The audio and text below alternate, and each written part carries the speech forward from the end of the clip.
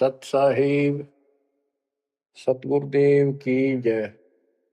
बंदी छोड़ कबीर साहिब जी की जय। बंदी छोड़ गरीबदास जी महाराज जी की जय। स्वामी राम देवानंद जी गुरु महाराज जी की जय हो।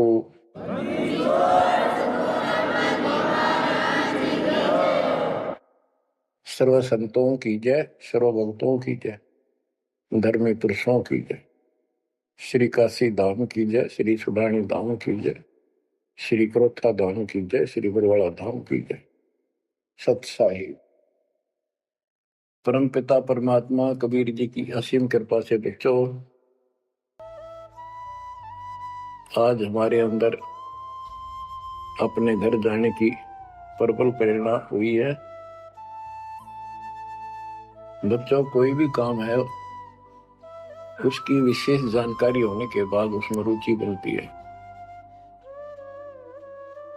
किसी प्रकार अब हमें पता चला है कि इस लोक में हम गलत स्थान पर रह रहे हैं, और आपको यह भी याद दिलाया जाता है कि ये शरीर नहीं रहेगा। जिस परिवार को देखकर हम खूब खुश हैं और होना भी चाहिए, पर ये साथ कितने दिन का है यो तक भी ध्यान देते नहीं। इसके ध्यान न देने से हम जन्म और मरण के इस महान कष्ट को भोग रहे हैं, इस महान कष्ट को झेल रहे हैं। अभी तक कोई इस तरह सच्चाई कहने वाला नहीं था।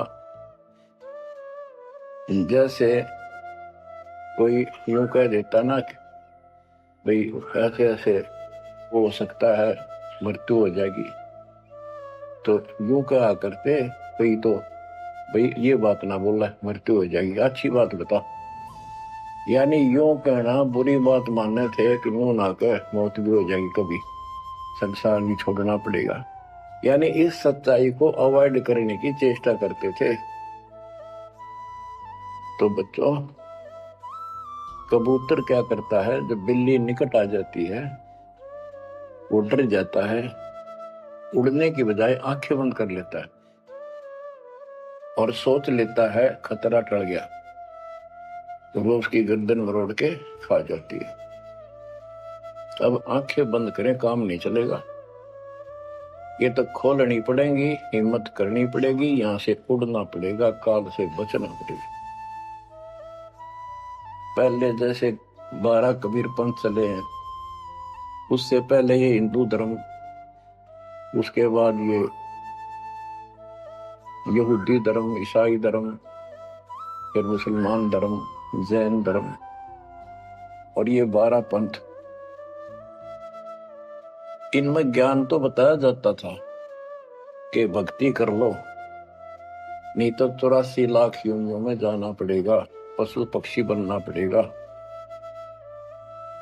और आत्मा डरती भी थी, भक्ति के लिए प्रेरित भी होती थी, लेकिन वो भक्ति शास्त्र विरुद्ध थी, शास्त्र में प्रमाणित नहीं थी, और वो ज्ञान भी शास्त्र प्रमाणित नहीं था। श्रीमद् भगवत गीता अध्याय 16 श्लोक 23 में स्पष्ट किया है कि शास्त्र विधि को त्याग कर जो अपनी मर्जी से मनमाना आचरण करते हैं अपनी इच्छा से, उनको न सुख होता है, न कोई सिद्धि प्राप्त होती है, और न ही उनकी गति होती है। या तो ये कहो कि गीता गलत और ये झूठे गुरु सच्चे, इनमें से एक को रिजेक्ट करना पड़ेगा। लेकिन गीता को कोई रिजेक्ट कर नहीं सकेगा, आखिर में इन झूठे गुरुओं को त्यागना पड़ेगा। बच्चों, परमात्मा के पाने के लिए, उस सुख को प्राप्त करने के लिए कितने कितने कष्ट झेले हम महापुरुषों ने, हमने भी उठाए। हम ऋषि बने, ऋषि बनकर कठिन साधनाएं की, जैसा लोकवेद दंत कथाएं सुना करते थे, उसके आधार पर सिद्धियां आ गई, सिद्धियां दिखा कर फिर प्रसिद्धि होगी, उस प्रसिद्धि के ऊपर हम प्रसिद्ध हो गए और खूब महर्षि प्रसिद्ध हो गए। अब पता चला वो प्रसिद्धि कैसी थी, जैसे आपको राबिया का प्रमाण बताया, 4 साल की ठीक साधना से ऐसे ऐसे चमत्कार भी हो गए, मक्का उठ के आ गया, लेकिन भविष्य जीरो हो गया उसका। सिर भी काट दिया, इतनी प्रेरित थी भगवान के प्रति, लेकिन नथिंग, कुछ नहीं हुआ। काम तो अब बनेगा जब बनवाया जाता है। गरीब ये जीवन सफल है, जब लग राम रटंत, देखोरी को जाने दे, धर्म पड़े हैं पंथ। इस मनुष्य जीवन की सफलता उसी की है जो परमात्मा का भजन करते हैं, अन्यथा इसका कोई यूज नहीं। पशु पक्षी का भी ऐसा ही जीवन है, ऐसे ही कर्म वो करते हैं, खाना पीना, टट्टी जाना, बच्चे उत्पन्न करना, बच्चों के लिए फिर सारा दिन भटक के उनका पोषण करना, फिर मर जाना। ये कोई जीवन है? इस ज्ञान से आपके अंदर जो गलत प्रेरणा भरी हुई है वो काल द्वारा भरी गई है, बहुत प्रबल है, वो सामान्य नहीं है। अब जैसे किसी को बुखार हो जाता है तो उसके बस की बात नहीं वो नॉर्मल हो जा, तो उसके लिए औषधि की आवश्यकता पड़ती है, और जब नॉर्मल हो जाएगा फिर सारे काम ठीक करेगा। इसी प्रकार ये आपके बस की बात नहीं है जो आप जिस व्यवस्था में लग रहे हो। ये इस ज्ञान से, इस भक्ति से आपका ये अज्ञान हटेगा, ये जिससे प्रभावित हो बुखार हटेगा, फिर आपकी लगन अजब से बनेगी, अलग से बनेगी। अगर ये भाव नहीं बना तो क्या ये जीवन अच्छा है जो आप जी रहे हो? कोटि जन्म तन भर में तोगे कुछ नहीं हाथ लगा रे, कुकर कुत्ता, सुकर सुअर, खर गधा, कौवा बुगला, बता इन प्राणियों के शरीरों में असंख्यों बार कष्ट उठा लिया अपने को, असंख्यों बार, एक बार नहीं। तो क्या इस प्रोसीजर को जारी रखोगे? मेरी आत्मा तो मान नहीं रही कि आप इसको स्वीकार कर दोगे। और अब भी आपकी आंखें नहीं खुलेंगी और आपकी प्रेरणा नहीं बनेगी, तो फिर इंसान नहीं, पत्थर हो तुम, पत्थर। कोटि वर्ष करे संगत संतों की, पत्थर का जल में क्या बीजे, चंदन बन में रंग ला दे, एक बांस बिटन भी ना सींचे। पत्थर को जल में डाल दे, कितने गहरे जल में डाल दे, कितने दिन डाले रखे, उसका कोई असर जल का नहीं होता। नहीं, जल से तो नरम होता है पदार्थ, बाहर निकालते उसको घिसा दे दूसरे पत्थर से, जो का तो चिंगारी निकलेंगी। तो पत्थर जैसे प्राणियों को किसी चीज का असर नहीं होता। ये अमृतवाणी उन पुण्यात्माओं को झंझोड़ कर रख देंगी जिनकी आंखें काल में अज्ञान से बंद कर रखी हैं। उस परम पिता के घर जाने के लिए, सुख को प्राप्त करने के लिए, गरीबदास जी बताते हैं कि मंसूर मैसूर क्यों हो गया, शरीर फांसी प्रवेश, और जाके ऊपर इतनी नौबत बीती। कैसा है वो देश?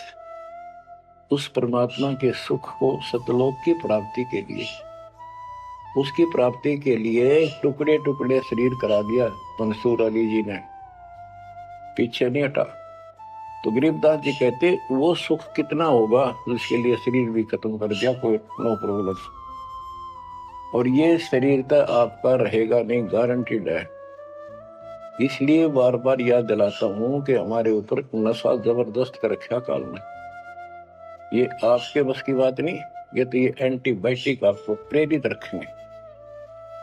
आप भक्ति भी करोगे, बुराइयों से बचोगे, और अपने घर जाने की प्रबल इच्छा बनेगी। जहां आशा ता बासा होई, मन कर वचन सुमरियो सोई। गिरिव नरसिंह रूप सतगुरु धरा, प्रहलाद भगत के काज, हिरणाकुश को ले गया, ज्यों तीतर को बाज। परमात्मा कबीर जी ने ही नरसिंह रूप धारण किया। ये सारा श्रेय अभी तक श्री विष्णु जी उर्फ श्री कृष्ण जी को दिया जा रहा था। जो भी है परमात्मा चाहते हैं कि किसी तरह इनकी भक्ति में आस्था बनी रहे। ये किसी को मानकर भक्ति कर रहे करते रहो, उससे मिलना कुछ नहीं, पर पिछले संस्कार से मालिक उनकी मदद स्वयं करते हैं। गरीब नामा का देवल फेरा, मुई जवाई गाय, पीड़ा मिट्टी संत की, छान छवाई आए। कबीर साहब कहते हैं, दो दिन मेरी शरण है, ताका हूं मैं दास, दास में नौकर गुलाम, और गेल गेल लग गया तो जब तक धरती आकाश। अब नामदेव जी पिछले संस्कारी थे। परमात्मा कबीर जी कहीं भी आश्रम बना के कुछ समय के लिए रह जाते हैं, एक गुरु की भूमिका करते हैं। अपने बच्चों को वहां आसपास के क्षेत्र के बच्चों को ज्ञान सुनाते हैं। कोयल के बच्चे उस ज्ञान को सुनकर, आवाज को सुनकर परमात्मा की तरफ खिंचे आते हैं, कौवे वाले रह जाते हैं। तो उस समय रंका और बंका दोनों पति पत्नी थे। एक उनकी बेटी थी वंका। नामदेव भी उसी समय परमात्मा कबीर जी के शिष्य हुए थे जब वो वासनपुर में लीला कर रहे थे। हम ज्ञान सुन लेते हैं, सारी बात करते हैं, पर अपनी जो पूर्व प्रेरणा है, पिछले जन्म के संस्कारों से भी हम बाज नहीं आते। अब नामदेव जी जा रहे थे, एक मंदिर में आरती हुई थी, ब्राह्मण लोग आरती कर रहे थे, और उसके ऐसी धूम चढ़ी कि वो भी मंदिर में पहुंच गया। हाथ में जूते निकाल लिए अपने, जैसे ये बजाते हैं ताल, उस तरह बजाने लग गया। घंटी बजाते हैं और बजाता बजाता आरती में मगन होकर उनके ब्राह्मणों के बीच में पहुंच गया। यानी पत्थर की मूर्ति के सामने पहुंचना चाहा। पंडितों ने पकड़ के उसको मंदिर के पीछे फेंक दिया। ये शूद्र छोटी जाति का समेत जूतों आ गया, हमारा धर्म भ्रष्ट कर दिया, हमारे भगवान को इसने रुष्ट कर दिया। वो तो फिर भी पड़ा पड़ा मन की आरती कर रहा था, लो लगी थी दाता में। तो परमात्मा उस मंदिर का मुंह नामदेव की तरफ कर दिया, और पंडित पिछली साइड में खड़े घंटी बजा रहे थे। आश्चर्यचकित हुए। तो एक दिन नामदेव रंका बंका के घर गया, तो उस दिन वंका लड़की, रंका और वंका जंगल में लकड़ियां लेने गए हुए थे। पीछे वो लड़की अकेली थी, वह कोई पट्टी तैयार करे थी, जैसे किसी के चोट लग जाया करे, हल्दी वगैरह लगा के। नामदेव बोला, बहन किसको क्या हो गया, किसको चोट लगी, किसके लिए पट्टी बना रही हो? वंका बोली, रे नामदेव तो गुरु जी ज्यादा दुखी ना करा कर, तो भाई मर्यादा में नहीं रहता, वहां के जरूरत थी तेरे को जाने जिस मंदिर में, अपना मंदिर में जाना भगवान ने अलाउड थोड़ा कर रखा है, मानता नहीं तो तेरे लिए, तेरी इज्जत रखने के लिए गुरु जी तेरे मंदिर फेर गए थे, हाथा चोट लगी भाई, उनका पट्टी बांधे। नामदेव गया, देखा तो सचमुच गुरु जी के हाथों में चोट लगी हुई है, और वंका ने पट्टी बांधी। तो बच्चों, हम भक्ति भी करते हैं, पर अपने संस्कार फिर भी कोई न कोई अड़ाए रखते हैं, ये परमात्मा को परेशान करते हैं। अब आ गया है कति पीक टाइम, अब ये बात नहीं चलेगी। पहले तो चलो को रह गए, कोई बात ना, पैर पकड़ लिए भगवान ने, अब क्या फिसल गया पैर, तो पता नहीं कहां पड़ोगे जाकर। ऐसा अजब गजब का ज्ञान दे दिया, ऐसा समाधान आपको दे दिया, और ऐसे समय में मानो श्री मालिक ने। तो आंखें खोल लो। गरीब नामा का देवल फेरा, मुई जवाई गाए, पीड़ा मिट्टी संत की छान छवाई आए। अब जिसमें नामदेव जी ने मंदिर घुमा दिया, घुमाया तो मालिक ने था, लेकिन मालिक अपने नाम नहीं लेते। करा करावे साइया, मन में लहर उठा, दादू सदर जीव के आ बगल हो गया। उनकी महिमा ज्यादा होगी। मुसलमान धर्म के लोगों को दिक्कत हुई, उन्होंने राजा को कहा कि ऐसे ऐसे काकर है, वो दुनिया को गुमराह करता है कि मुर्दे जिंदे कर देता है, मंदिर घुमा दिया, ऐसे कर दिया। राजा ने पकड़ के बुलाया और कहा ये गाय काट दी वहां पर, इसको जिंदा कर। जब जाने तो संता नहीं तो तेरी गर्दन ही काट दूंगा। कबीर साहब कहते हैं हम फिर वहां गए अपने बच्चे के लिए और उस गाय को जीवित किया। जैसे पुराने समय में सब छान झोपड़ी डाला करते थे, हट घास ग्रास की, और वो साल भर में कंडम हो जाती थी, तो बारिश आने से पहले उनको फिर से या तो नहीं डालते थे या कुछ रिपेयर किया करते थे। नामदेव की माता जी ने कहा बेटा अपनी छान ठीक कर ले झोपड़ी, बारिश आने वाली है, मौसम निकट है। वो कहने लगा ठीक है माता जी, जाता हूं मैं जंगल से सरकंडे काट के लाता हूं, घास फूस। रास्ते में सत्संग हो रहा था, सत्संग सुनकर फिर वहां सेवा में लग गया। शाम होगी वापस आ गया। उसकी माँ बोली बेटा ले निकल घास फूस। माँ ऐसे ऐसे सत्संग में चला गया, ध्यान नहीं रहा। अगले दिन फिर ऐसे ही। उसकी माँ बोली भाई देख ले तो बारिश हो जाएगी, कुछ दिन सारे कपड़े भीगेंगे, अपने भीगेंगे, बहुत नुकसान हो जाएगा। अगले दिन भी ऐसे हुआ। तीसरे दिन उसने सोचा आधा सत्संग सुन लो और फिर जाऊंगा। आधा सत्संग सुनकर चल पड़ा। सत्संग तो फिर पूरा ही सुनना पड़ा उसने, फिर सेवा सेवा ना करी, अपना काम के लिए चल पड़ा। जल्दी जल्दी घास फूस काटने लगा, पैर में कुहाड़ी लगी, दांती लगी और ज्यादा चोट लगी। पैर के पट्टी बांधी, अपना कपड़ा वही ले रखा तो पाड़ के चंदर। और उसी दिन परमात्मा ने नामदेव का रूप बनाया और खूब ये सरकंडे सिर पर धर के लाए, आके छान बना दी और डाल दी। नामदेव शाम को लंगड़ाता लंगड़ाता पहुंचा। माँ बोली के लग गया बेटा? उन्होंने बताया माँ ऐसे ऐसे आज भी ना लड़ पाया मैं तो। माँ उस झोपड़ी से आगे पहुंच गई, बेटे को तकलीफ सी देख के क्या लग गया बेटे का। माँ माफ करिए आज भी नहीं सामान जान पाया मैं तो, वो ऐसे ऐसे बन गई मेरे साथ। कोशिश करो था जल्दी जल्दी काटूं, माँ दुख पाओगी। मेरे तो पैर में कुहाड़ी लग गई है, दांती लगी, चोट लगी और चला भी नहीं जाता। माँ ठीक होती बनाऊंगा झोपड़ी।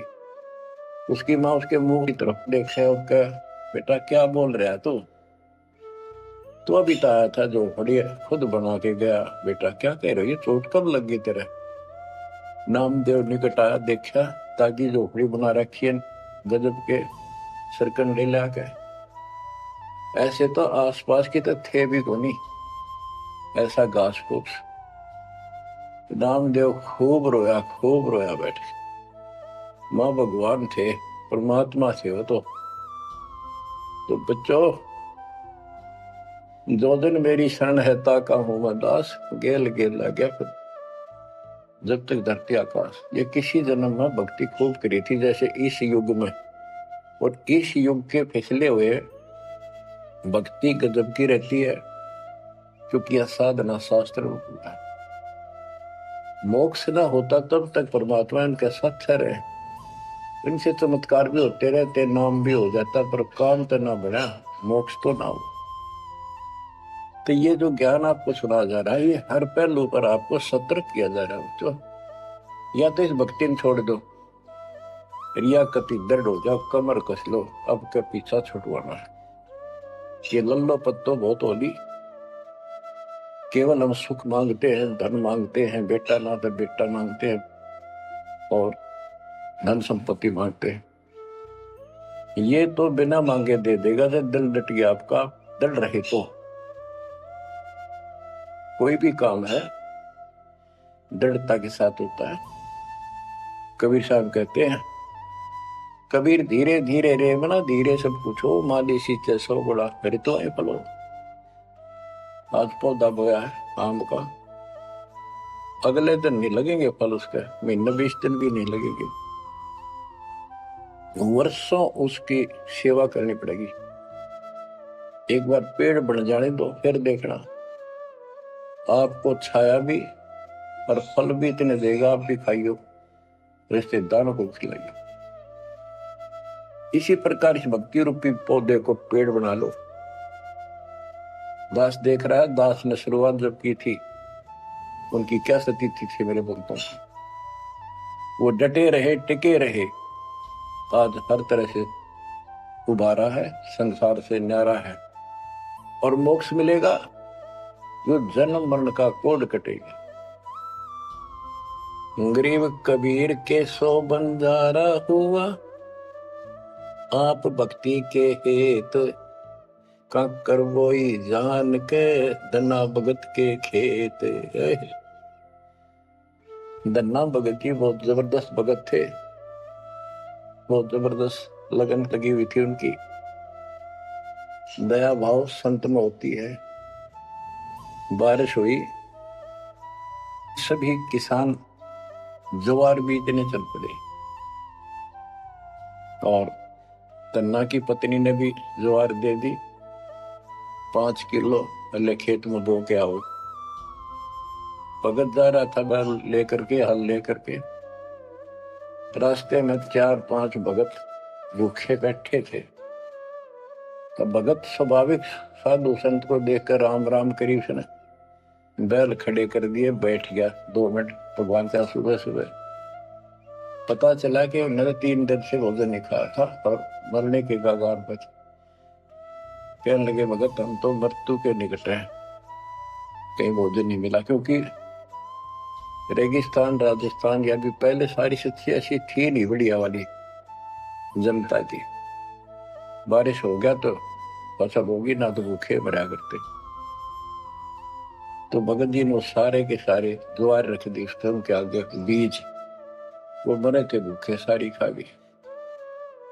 अब वो चल पड़े। भगत जी ने सोचा ही घर वाले लड़ेंगे, पत्नी भी गर्म मिजाज की थी, और इसमें तो भाई कोई भी टोक दे, बीज भी कित खा गया तो कित खो दिया, किसान का तो जीवन होता बीज। लेकिन उसने परिवार नुकसान कर दिया, कंकर इकट्ठी की लोगों को दिखाने के लिए, जैसे और बीज बो रहे थे ऐसे कंकर बखेर के हलवा के सामने घर आ गया, खेत में जाकर नहीं देखा।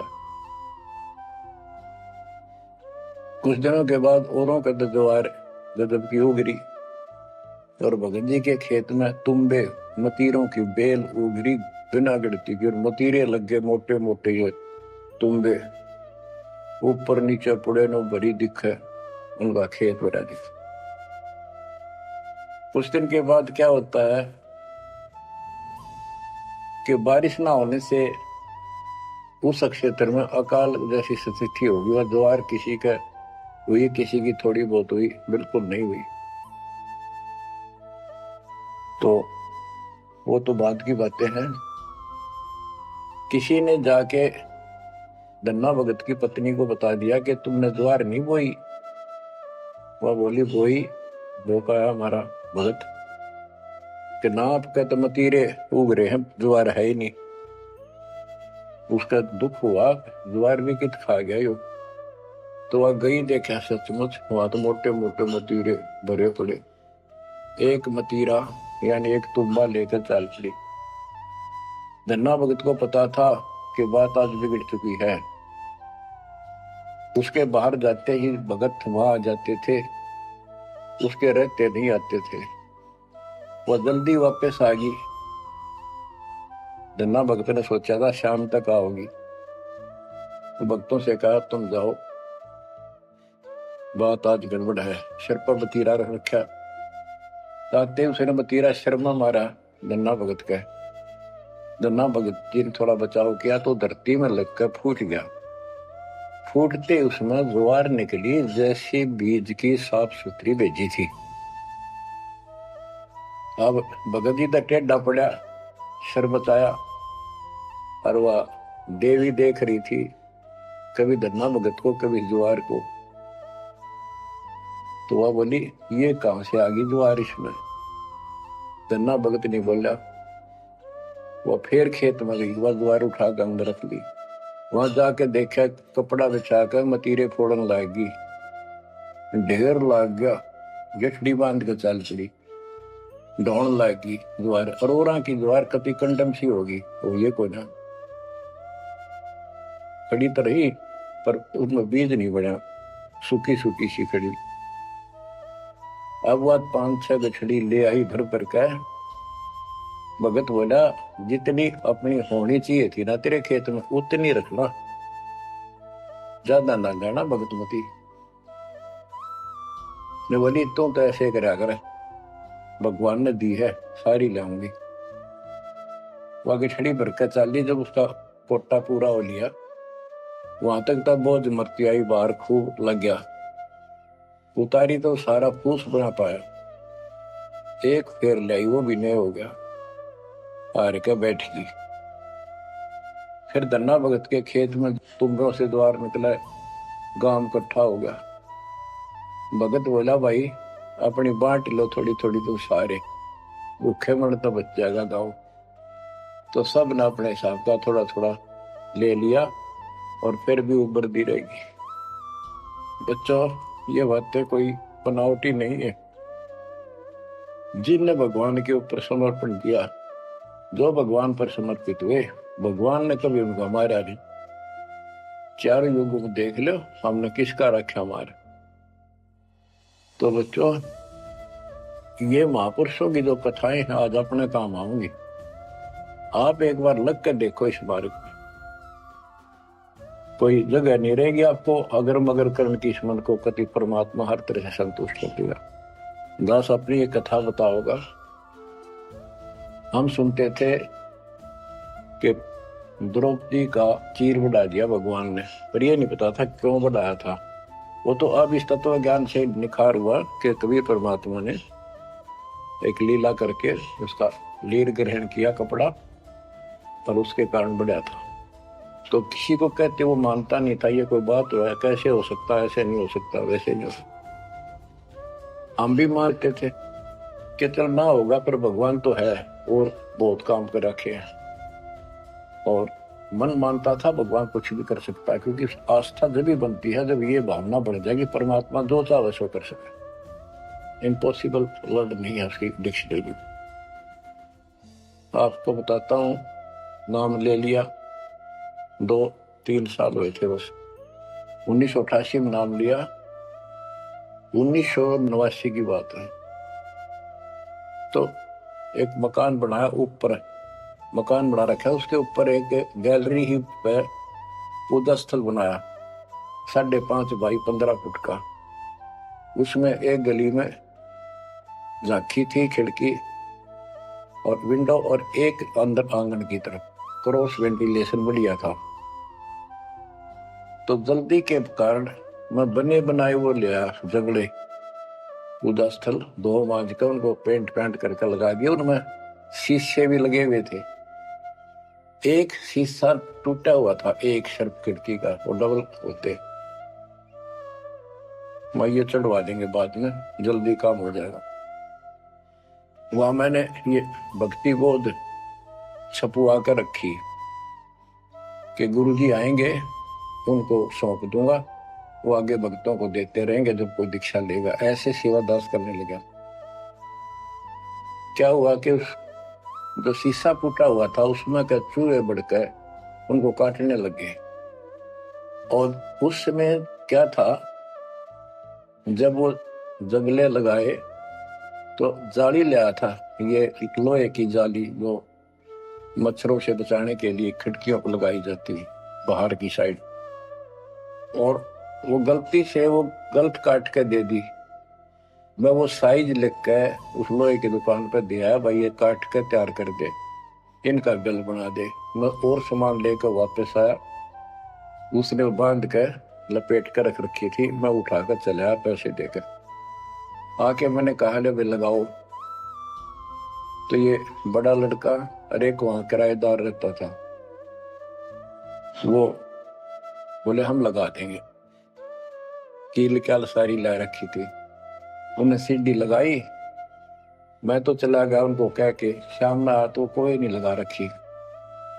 पूछा भी कारण क्या था, क्यों नहीं लगाई? उन्होंने बताई कि छोटी है, बराबर में छोटी रहेगी, कम से कम 9 इंच छोटी है। वो लिखा था मैंने 3 फुट 9 इंच, उसने 3 फुट काट दी। या नौकर ने देख कर किया, गलती लगी जैसे हुई। फिर मैंने सोचा भी छोड़ो भाई, अब किसके साथ मत्था मारे जाकर। वो कोई तेरी गलती है, आपने यही साइज बताया था। मैं इस चक्कर में नहीं पड़ा करता। मैंने वो उठा कर स्टोर में डलवा दी। एक सीजन बारिश का ऊपर का उतर गया, फिर वो नित्यनेम छपवाई पुस्तक, फिर उसमें चूहे बढ़ने लगे। कपड़ा बांधा, कपड़ा काट दिया। ये मन में था कि वो जाली तक पूरी है नहीं। फिर दिमाग में आई, भाई ऐसे करो, इस एक खिड़की में दिक्कत है, इस जाली को ऊपर नीचे करके दोनों को एक में सेट कर दो। तो वही दोनों किराएदार, ये बड़ा लड़का, ये छोटा ही था, 14-15 साल का। तो मैं उनको कह के अपनी ड्यूटी पे चला गया। इनकी माता जी ने, नारों ने, वो वहां से निकाल के जाली स्टोर से नीचे डाल दी, भाई लगा दियो। इन शाम सी न लाई किता। मैं ड्यूटी से आया शाम को 5 बजे। मेरी दुआई बात खटक रही थी, इन लगा दी होगी बच्चा ठीक से ना, मैं आप लगाऊंगा साथ लगकर। मैंने देखा एक जाली नीचे पड़ी, एक ऊपर लगा रखी, उसी पे जो शीशा टूटा हुआ था गिलास। वो गिलास लगवाने का टाइम नहीं मिल रहा था, क्योंकि दूर मेरी ड्यूटी थी, कौशली साइड में 77 किलोमीटर जाना था। ये ऐसा था ही जुगाड़ करना चाहा था मैं, कर दे फिर आराम से कर लेंगे। तो मैंने अनारों से पूछा कि ये जाली लगा दी उन्होंने?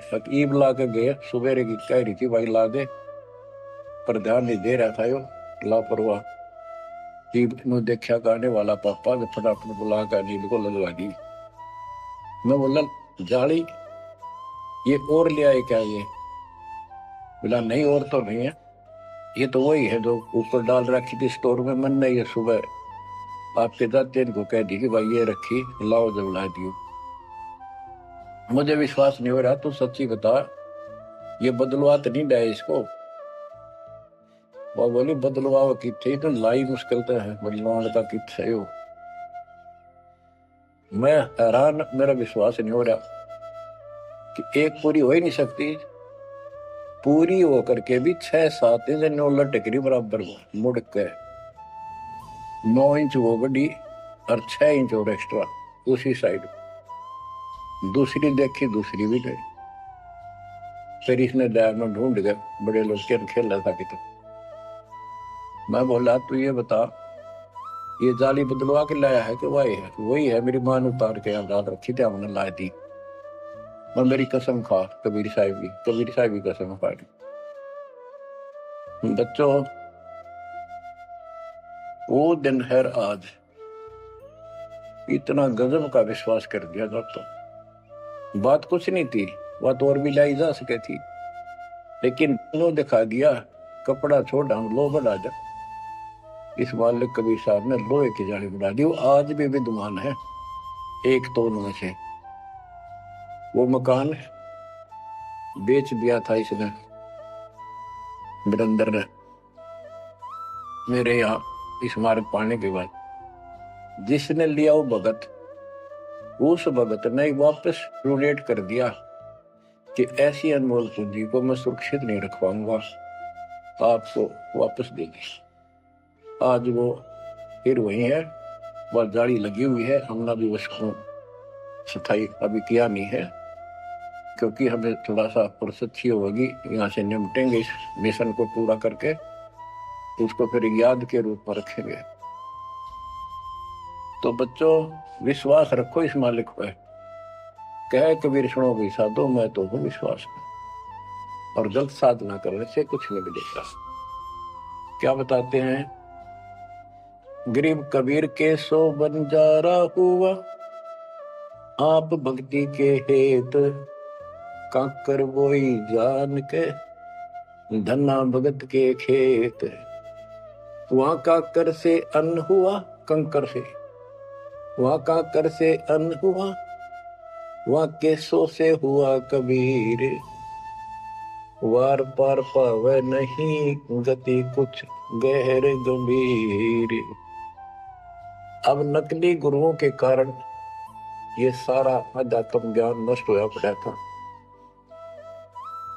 उसके बारे में गरीबदास जी बताते हैं, गरीब विष्णु त्रिलोकी नाथ के परचे कोटि अनंत, भक्त वत्सल भगवान है क्यों निंदत है संत। यानी भगवान में आस्था बनाए रहने के लिए परमात्मा ने इन पर विष्णु जी को निमित्त बनाकर लीलाएं की। कहते हैं इनको विशेष वो ना समझो, ये भी अच्छी आत्मा है, तीन लोक के नाथ हैं। अब जैसे कोई मंत्री है, उसकी भी पावर होती है, उसको ये कहना तो कुछ नहीं है, प्रधानमंत्री सब कुछ है, ये तो लड़ाई वाली बातें हैं। ये तो सतीथी बताई है, इनकी इतनी औकात है, इतनी ताकत है, उनकी इतनी है, इनसे हम दूर नहीं हो सकते, और इनको एज ए ईस्ट पूज भी नहीं सकते कि ये करतार बने हुए हैं अपने आप। ये वो करतार नहीं जो होना चाहिए। गरीब करता ऊपर चोट है, कहते हैं करतार, मूल लह नहीं मूर्खा, गिनते हैं क्यों डारे। ओए ओए, कि जितने करतार अपने आप बना रखे तुमने, राम कृष्ण विष्णु, ये फिर कितने बना रखे। कर्ता ऊपर चोट है, जो एक करतार को छोड़कर अन्य जो कर्ता बनते हैं उनकी दुरुक्ति होती है। रामचंद्र देख लो, सारी उम्र दुखी रहा और कर्ता बन रहा था, लोग भगवान के तो अभिमान लेता था, आजीवन कष्ट रहा। अंत में सरयू नदी में जल समाधि ली, डूब का मेरा। कृष्ण जी सारी उम्र दुखी रहा, सुख का सांस कभी नहीं, कभी कंस, कभी केसी, कभी चाणूर, कभी कुछ पूतना, और आखिर में दुर्वासा के श्राप से कुल उनके सामने नष्ट हो गया। जिसका कुल सामने मरे है और पश्चात वो जीव है, सबसे निर्भाग आदमी है।